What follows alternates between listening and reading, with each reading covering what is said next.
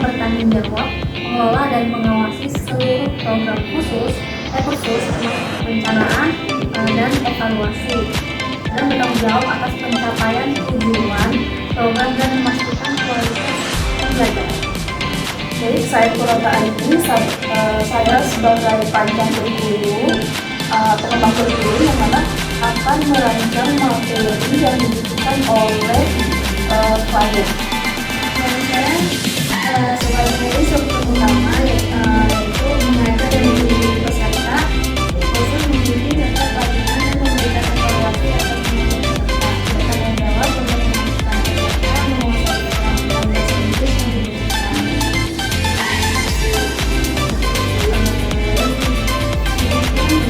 Akan menjelaskan tentang angket kebutuhan English for Sales and Marketing. Jadi di sini tujuan dari angket kebutuhan atau visual dari ini adalah untuk mengidentifikasi kebutuhan, keterampilan, dan preferensi peserta dalam belajar bahasa Inggris yang relevan dengan bidang penjualan dan pemasaran.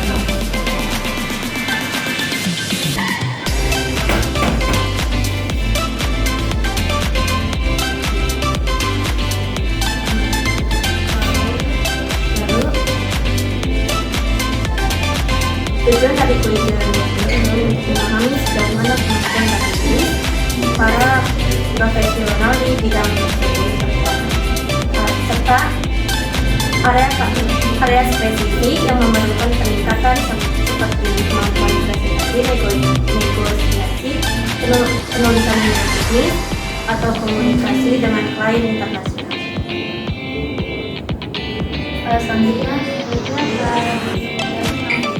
mengadakan kajian ini untuk mengetahui kemampuan mereka tentang keahlian dan persoalan kita, dan salah satu mengenai dasar mereka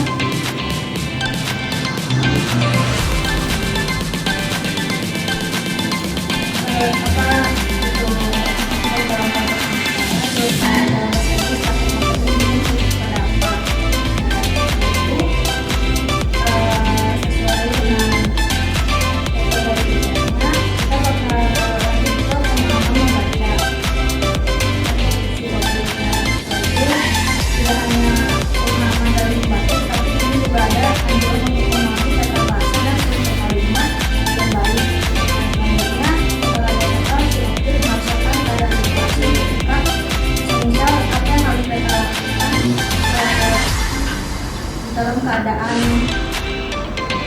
pada saat itu.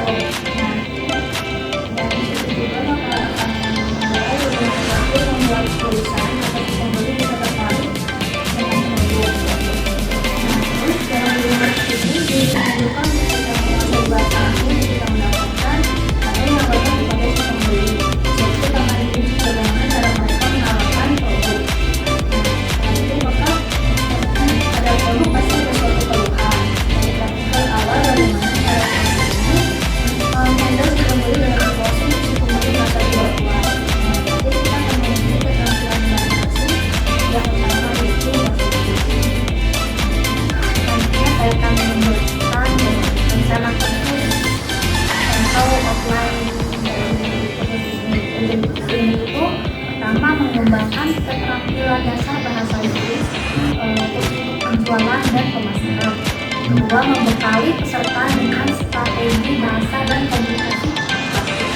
Yaitu memampukan peserta untuk menangani skenario penjualan dan pemasaran data dalam bahasa Inggris. Misalnya di sesi di buku pertama itu ada materi pengenalan bahasa Inggris untuk penjualan dan pemasaran. Pembandingan itu mengenal terminologi dasar dalam bahasa Inggris untuk penjualan dan pemasaran. Tujuan pembelajaran ini memahami dan menggunakan istilah bahasa Inggris dasar terkait penjualan dan pemasaran. Itu tujuan pembelajarannya mengidentifikasi kata umum dan kata yang digunakan dalam konteks penjualan. Nanti di penjelasan ini ada 8 titik sesuai dengan kompetensi yang akan diberikan.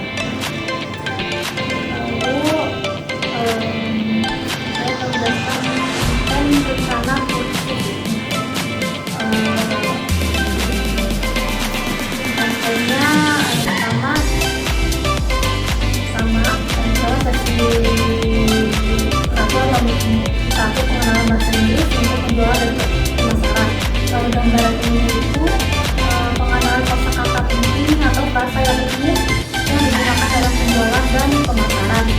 Terus diskusi tentang pentingnya komunikasi yang jelas dalam membangun hubungan pelanggan.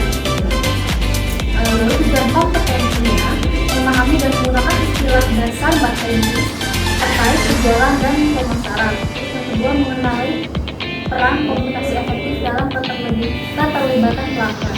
Komponen ini ada 8 titik. Jadi